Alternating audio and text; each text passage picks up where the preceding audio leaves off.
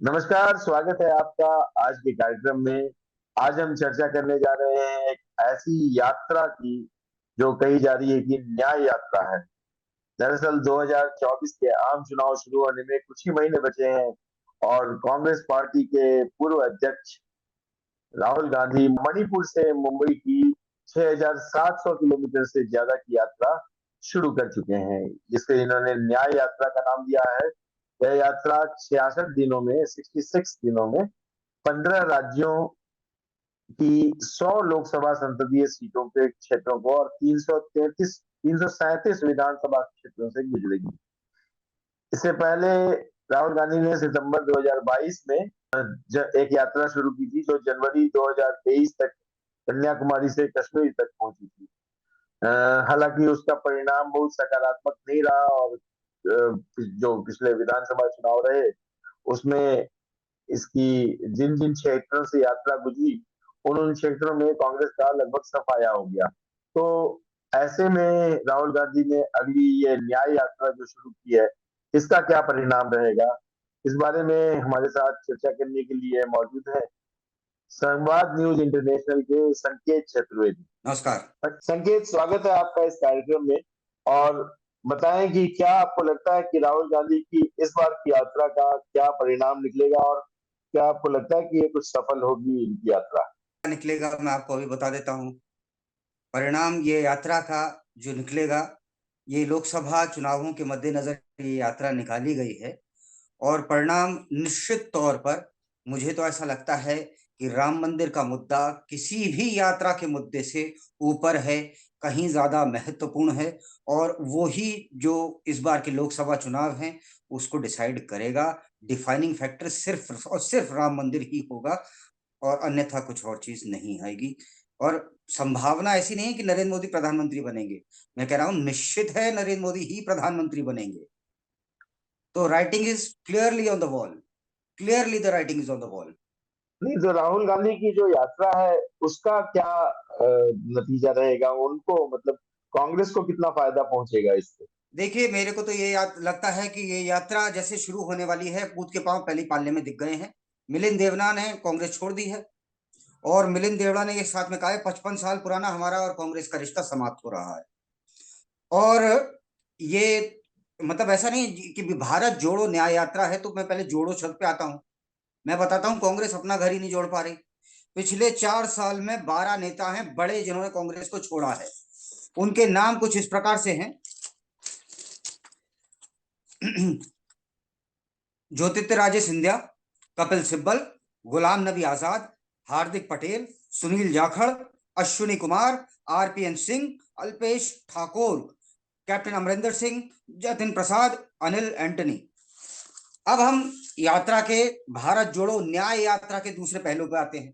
न्याय की बात करी है इन लोगों ने, तो न्याय करेंगे राहुल गांधी जी।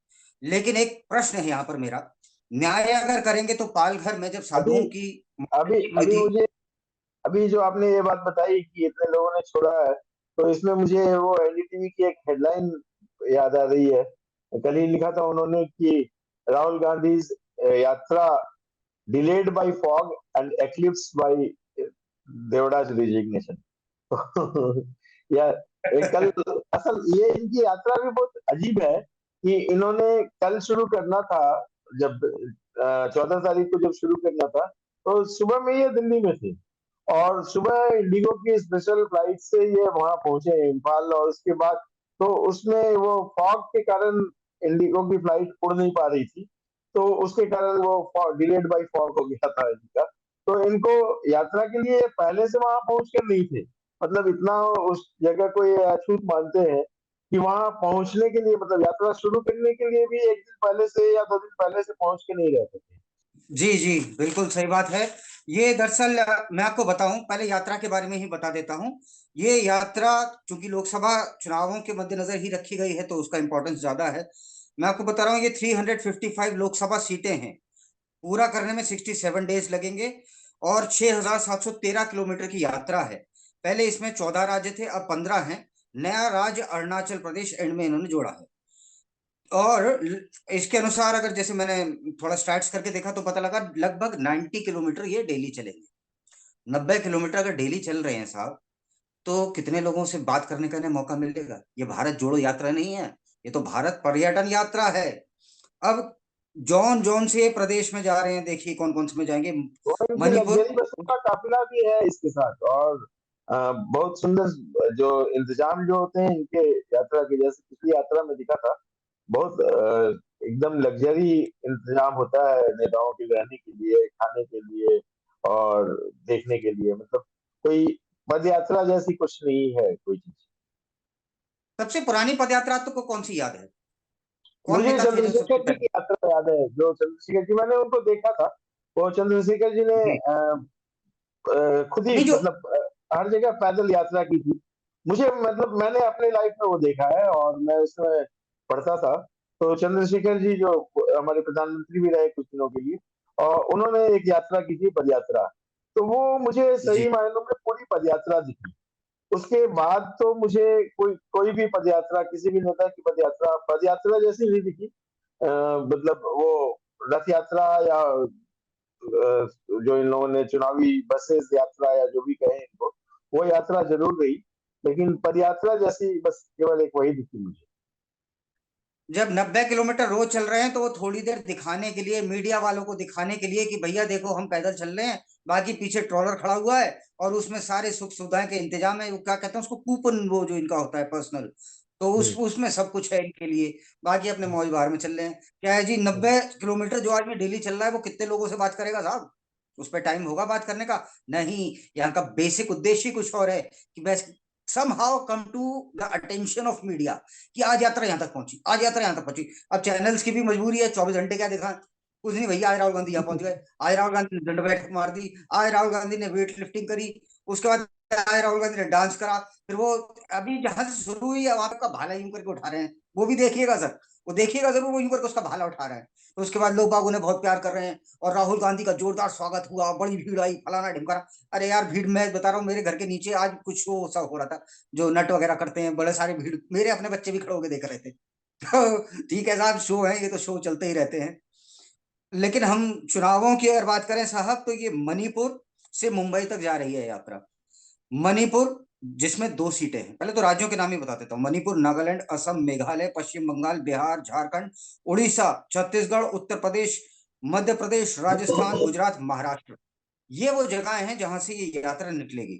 अब मणिपुर में 2 सीटें हैं लोकसभा की, नागालैंड में 1 सीट है लोकसभा की, असम में 14 सीटें हैं लोकसभा की, मेघालय में 2 सीटें हैं लोकसभा की, पश्चिम बंगाल में 42 सीटें हैं लोकसभा की, बिहार में 40 सीटें हैं, और झारखंड में 14 सीटें हैं लोकसभा की, उड़ीसा में 21 सीटें, छत्तीसगढ़ 11, उत्तर प्रदेश 80, मध्य प्रदेश 29, राजस्थान 25, गुजरात 26, महाराष्ट्र 48।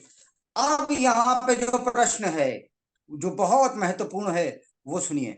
प्रश्न ये है कि जो इंडिया अलायंस के घटक दल हैं, जैसे नीतीश कुमार और ये क्या नाम है इनका, ममता बनर्जी, ये लोग इनकी यात्रा से सुख का अनुभव करेंगे, या कहीं ना कहीं कहेंगे यार ये स्ट्रांग हुआ तो हम वीक हो जाएंगे?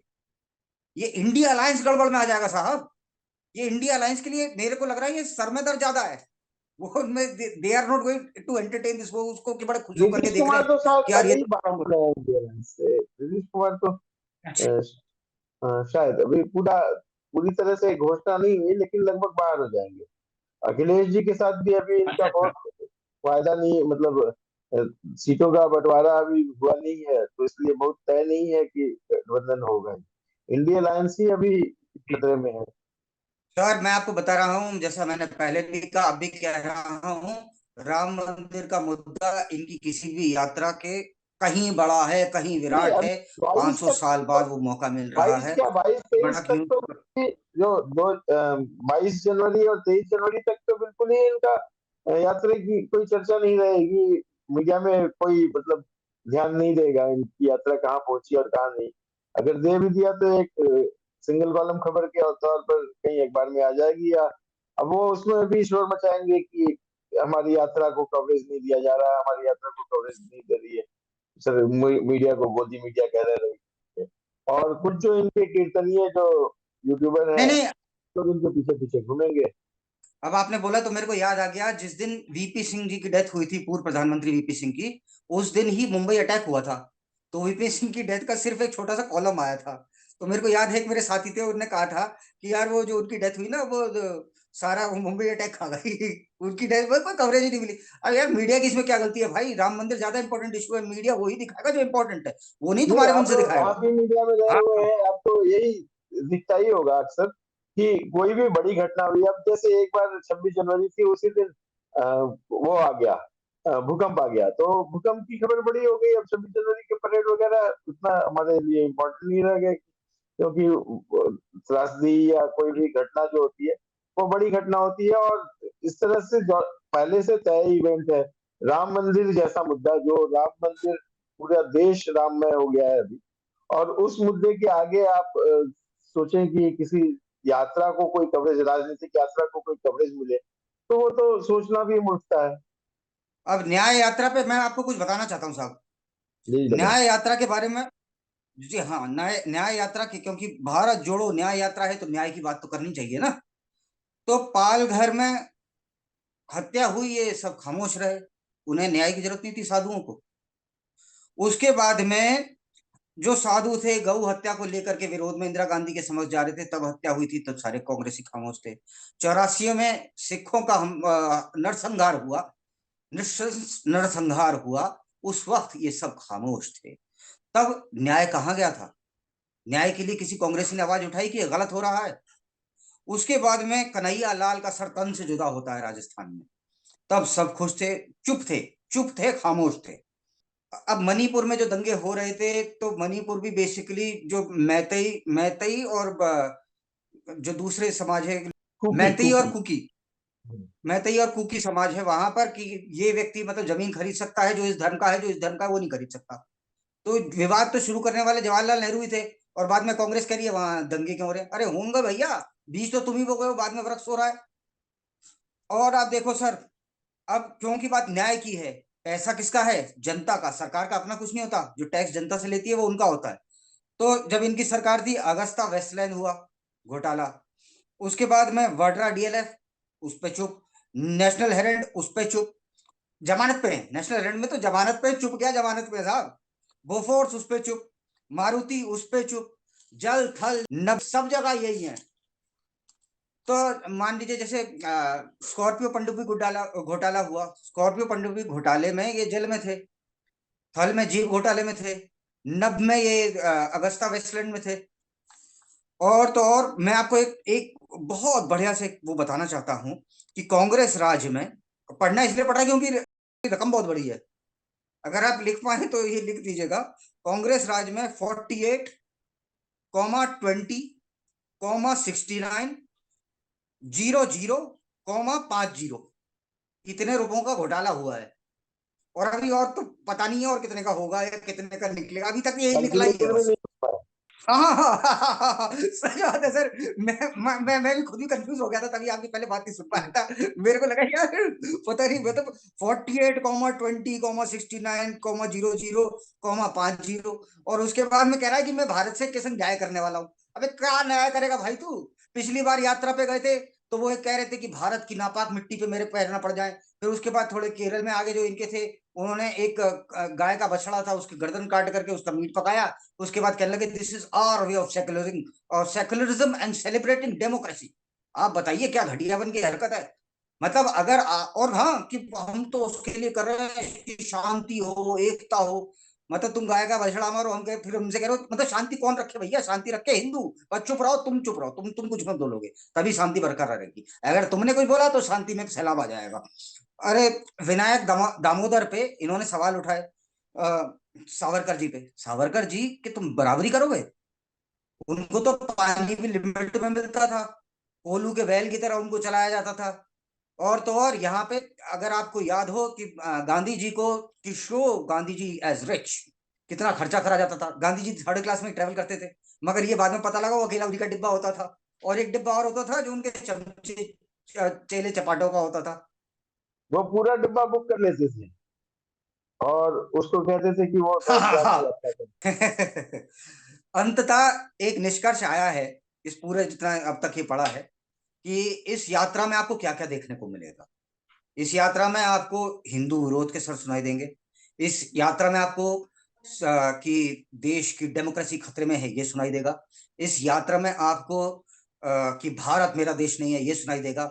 इस यात्रा में आपको पाकिस्तान जिंदाबाद के नारे सुनाई देंगे। इस यात्रा में आपको राहुल गांधी जिंदाबाद के नारे सुनाई देंगे। और इस यात्रा में आपको अंत में सुनाई देगा दैट द री re re re launch of new this projectile has been unsuccessful and mission is terminated now. Thank you very much. Shehzad Poonawalla ने अभी एक्स पर एक सोशल मीडिया ट्वीट में कहा है कि ये 14th रीलॉन्च यात्रा है इनकी। 14वीं बार इनको रीलॉन्च किया जा रहा है राहुल गांधी को, ऐसा। The system is actually corrupted. जितने वो मैंने जीरोस गिनाए थे ना, वो सिस्टम इज करप्टेड। उसका कारण यही है, रीलॉन्च जो सक्सेसफुल नहीं हो पा रहा, the system is exactly corrupt. Corruption is the basic word. ये लोग भूल गए हैं। इन्हें मतलब ये पता नहीं किस दुनिया में रहते हैं, अपनी ही कुछ डेमोक्रेसी मानते हैं कि डेमोक्रेसी या सेकुलरिज्म का अर्थ सिर्फ हिंदू विरोध है, कि तुम चुपचाप बैठो, बाकी दूसरा वो गाय के बछड़े का मर्डर कर रहा है तो कोई बात नहीं। और हाँ, वो अगर कन्हैया लाल ने समर्थन भी कर दिया नुपुर शर्मा का, तो उसका सरपंच से जुदा हो जाएगा। वहां पे तो अशोक गहलोत ने कुछ भी नहीं करा था। क्या करा था अशोक गहलोत ने? आप मेरे को बताओ ना, कौन सा कांग्रेसी नेता था जिसने कंडेम करा था? हाँ, ये मेरे को जरूर सुनने को मिलता है, Islam is religion of peace, कि श्री कृष्ण जी को वो जिहाद उन्होंने सिखा रहे थे, अर्जुन को जिहाद लड़ना सिखा रहे थे। अभी अयोध्या के प्राण प्रतिष्ठा समारोह में जो जाने पर जो विरोध हुआ है, तो इनका जो इन्होंने कहा है अपने आप को कि इन लोग बाहर नहीं सकते, नहीं जा रहे हैं, तो उसमें भी उत्तर प्रदेश की इकाई ने विरोध किया है इस बात का कि हम जाएंगे। उत्तर प्रदेश के जो अध्यक्ष थे इनके, अजय राय, वो भी जाएंगे, और भी जो उत्तर प्रदेश के नेता हैं वो भी अयोध्या जाने के इसमें है। और उन्होंने इस बात का विरोध किया है कि कांग्रेस अध्यक्ष नहीं जा रहे हैं इन लोगों को अपॉर्चुनिटी से जाने का। तो वहां भी एक अंतर विरोध चल रहा है। कई नेता हैं कांग्रेस में जो इनकी यात्रा को तरजीह न देकर अयोध्या मंदिर के प्राण प्रतिष्ठा समारोह में जाएंगे। भैया रीलॉन्च देखो, खराब ही हो गया, आपके सामने है, समक्ष है, और ये यहीं से दिख रहा है। मैंने पहले ही बताया, पूत के पाँव पालने में दिख जाते हैं, और वो दिख रहे हैं। और आप दूसरी एक और चीज देखिए, अब वो बेचारे क्या करें, अब वो जाएं तो गड़बड़, ना जाएं तो गड़बड़, बड़ी दिक्कत है उन लोगों को भी। क्या करें, मतलब मेरे को तो खुद ही बेचारों पर दया आ रही है। अब आपने बोला तो मेरे को एक बात याद आ गई। मैं एक बार एक चैनल में सर एक डिबेट में गया था, तो वहां पे कांग्रेस की प्रवक्ता थी। तो जब डिबेट खत्म हो गई ना, तो मेरे से कहने लगी, you know it is very hard to sit from the side of Congress these days. I just myself don't know what to speak. वास्तव में उनके लिए बहुत विकट स्थिति हो जाती है, क्योंकि जनमानस जो है वो उनके विरुद्ध में है। और ये जो कांग्रेस के जो नेता हैं वो वैसे निर्णय ले रहे हैं जो जनमानस के विरुद्ध है। और जो छोटे स्तर के नेता हैं जो जमीन से जुड़े हुए हैं उनको जवाब देना मुश्किल हो जा रहा है। एग्जैक्टली, जा करके मतलब वन टू वन इंटरेक्शन तो कार्यकर्ता ही करता है भाई जनता से। अब वो कार्यकर्ता से जनता वाला पूछता है कि यार तुमने रामचंद्र जी के बारे में कैसे बोला, तो वो अब उसको चुप हो जाता है, वो कुछ बोल ही नहीं पाता। तो अभी तो यात्रा का आज दूसरा दिन था, अभी देखते हैं और कैसे कैसे यात्रा कितने दिनों में कैसे पहुंचती है। अब क्या क्या उसकी रिपोर्ट्स भी अभी तो आएंगी। अभी तो दंड लगना बाकी है। अभी उसके बाद में वेट लिफ्टिंग भी होगी, फिर हंटर मारे जाएंगे, और क्या क्या आपको जो याद करना हो वो कर लीजिए। पिछली बार से आप देख ही चुके हैं। फिर उसके मिल, बाद एंड में कहेंगे ओके टाटा बाय बाय, खत्म। मिलिंद देवड़ा का जाना इनके लिए बहुत एक नुकसानदेह है। मुरली देवड़ा, जो इनके मिलिंद देवड़ा के फादर थे, कांग्रेस के बहुत बड़े फंड रेजर थे और उनके बहुत वफादार रहे हैं। फिर ये मिलिंद देवड़ा भी एक स्तंभ थे कांग्रेस के, लेकिन अब वो चले बड़े आए। नेता थे, अनडाउटली महाराष्ट्र में उनका प्रेजेंस था सर, उनकी पूरी फैमिली का प्रेजेंस था पूरे महाराष्ट्र में। उनका जाना, उनका क्या, इन इन लोगों को पता नहीं क्या हो गया है, मतलब भले प्रभु जिनको तारुण दिख दे ही, ताकि मती पहले हर ले ही। ये जो G7 थे उसके भी मेंबर रहे, जो राहुल के जो करीबी लोग, जो करीबी नेता थे, सिंधिया और देवड़ा और जितिन प्रसाद, इन लोग सब ये G7 के मेंबर थे। वो एक बचे हुए हैं राजस्थान वाले अभी, सचिन पायलट। सचिन पायलट। देखिए, एक बात फिर याद आई, ये आप कार्यक्रम में डाल लीजिएगा। पिछले बार जब ये यात्रा चल रही थी गुरुजी, तो क्या हुआ था, यात्रा आदि में थी, सचिन पायलट और ये अशोक गहलोत आपस में लड़ने लगे। तो भारत बाद में जोड़ लियो, पहले घर तो जोड़ ले यार। अपना घर जोड़ो नहीं रहा, दूसरे की समझा रहा। हाँ, तो जैसे आप देखते हैं अब क्या यात्रा की और क्या क्या खबरें आती हैं इस बार, यात्रा में क्या क्या गुल खिलेंगे वो देखने को मिलेगा। आज तो दूसरा दिन ही है, तो आज की चर्चा को यही विराम देते हैं, और कल फिर किसी मुद्दे पर हम लोग चर्चा के इकट्ठा होंगे। तब तक के लिए नमस्कार, जय हिंद।